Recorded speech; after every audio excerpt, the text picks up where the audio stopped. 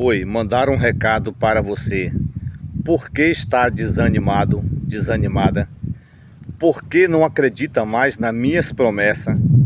Por que está pensando em olhar para trás? Manda dizer o Senhor, Ele é contigo e a tua vitória está mais perto do que ontem. Não desista, porque Ele é contigo. Se você crê que Deus ainda realiza sonhos e promessas, se inscreva e compartilhe.